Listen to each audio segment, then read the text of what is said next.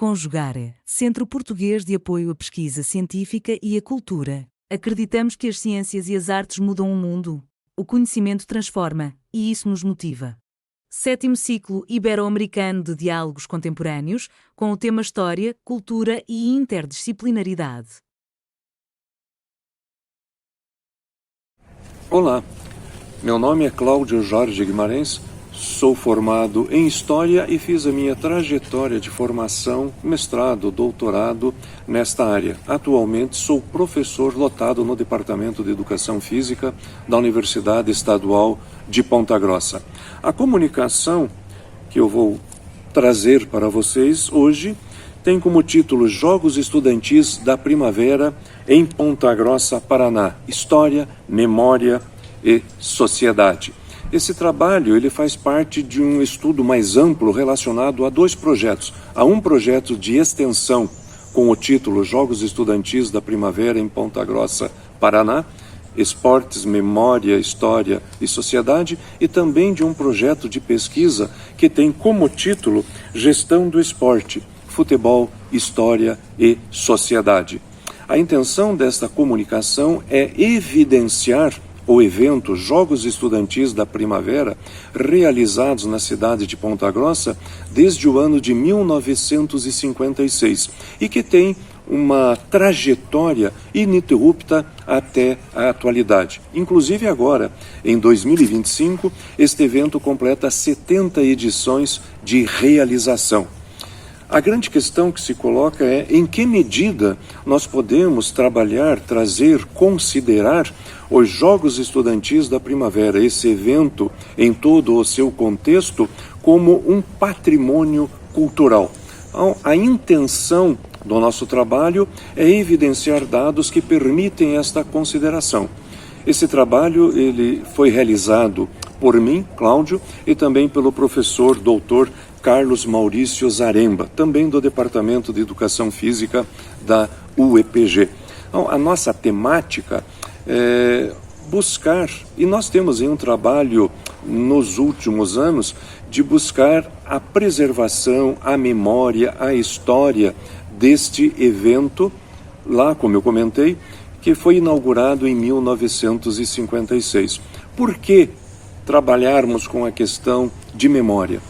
Este evento, quando ele foi organizado, nos seus primeiros anos, até 1973, era um evento exclusivamente organizado pelo Diretório Acadêmico Dr. Joaquim de Paula Xavier, inicialmente ligado ao então curso de Filosofia da Universidade, precursora da atual Universidade Estadual de Ponta Grossa. Então eram os alunos que organizavam e que movimentavam a cidade desde o ano de 1956. Em 1973, originou-se com a reunião das faculdades a Universidade Estadual de Ponta Grossa. Em 1974, a realidade passou a ser outra.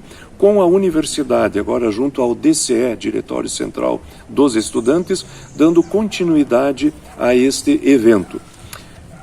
Eu chamo de um primeiro momento, ou uma primeira fase, os Jogos Estudantis da Primavera, de 1956 até 1973.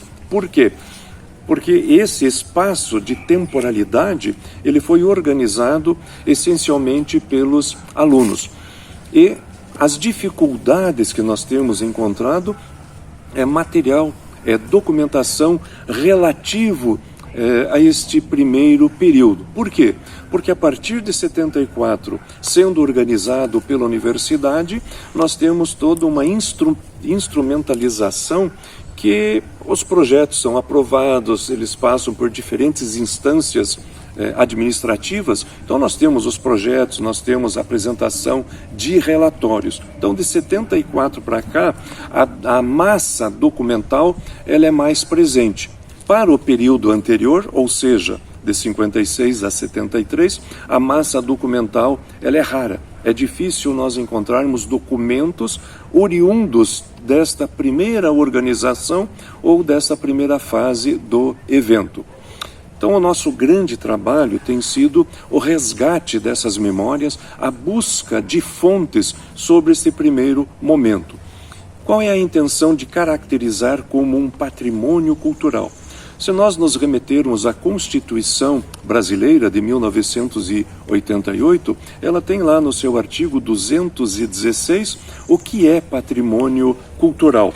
Então, se nós pegarmos o artigo 216, ele nos diz que constituem patrimônio cultural brasileiro os bens de natureza material e imaterial, tomados individualmente ou em conjunto, portadores de referência à identidade, à ação, à memória dos diferentes grupos formadores da sociedade brasileira. Então, como eu referenciei, a Constituição se refere a estes aspectos. Principalmente, eu destacaria as formas de expressão, os modos de criar, fazer e viver. Então, em 1956, os depoimentos e os levantamentos realizados permitem a gente perceber o que era a cidade de Ponta Grossa e o que era ser jovem neste contexto, que são esses alunos atletas. Então, o que são os Jogos Estudantis da Primavera? É um dos maiores eventos poliesportivos do estado do Paraná, um dos mais antigos. E ele congregava, a princípio, alunos das instituições escolares, num primeiro momento, em 1956, apenas da cidade de Ponta Grossa. Já em 1957, nós temos instituições escolares de outros municípios trazendo os seus jovens alunos a participarem deste evento. E nós temos questões importantíssimas que perpassam os Jogos Estudantis da Primavera. Não é apenas um evento poliesportivo, ele é um evento de inter-relações sociais, questões políticas, questões econômicas, de infraestrutura, da preparação e organização deste evento. Por exemplo, nós temos instituições escolares que se deslocavam de uma cidade, como por exemplo, União da Vitória, em que os alunos, atletas, seus técnicos, professores que acompanhavam, faziam uma jornada de 8 horas de trem. Por quê?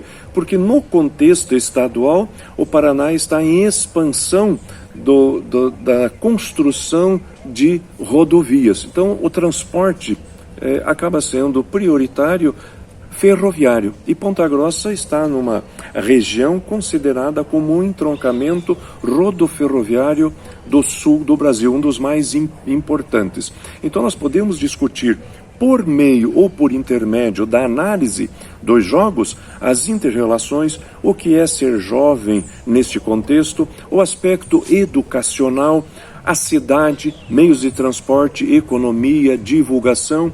Por exemplo, os jogos também eram transmitidos pelas rádios locais. Por quê?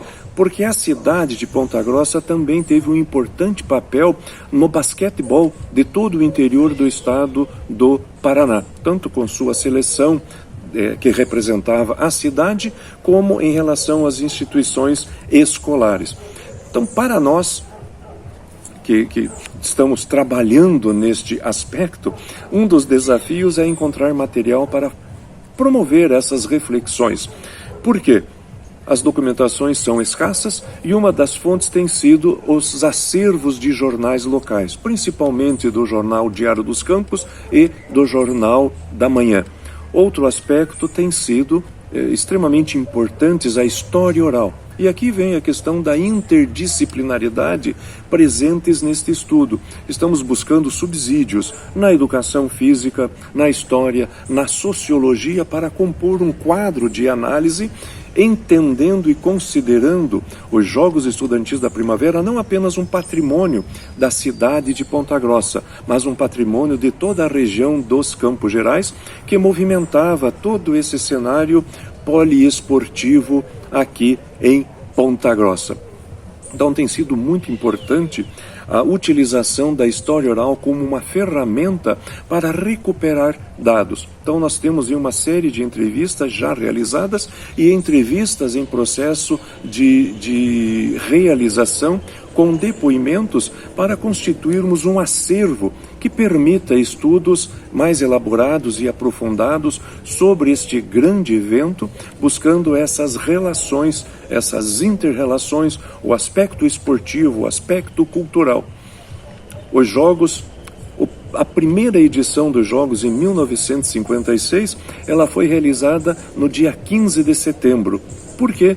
Porque também era aniversário da cidade de Ponta Grossa. Uma estratégia interessante que com certeza contribuiu para dar maior visibilidade ao evento. E nós temos também um material muito interessante.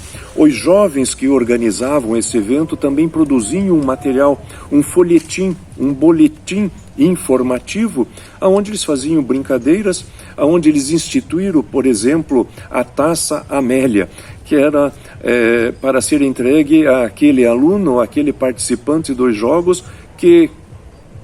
Nós temos um ditado aqui, que pisassem na bola, que engrossassem, ou seja, que não participassem das edições, que cometessem gafes, que entrassem atrasados. Então, eles movimentavam também o disque-disque entre os jovens.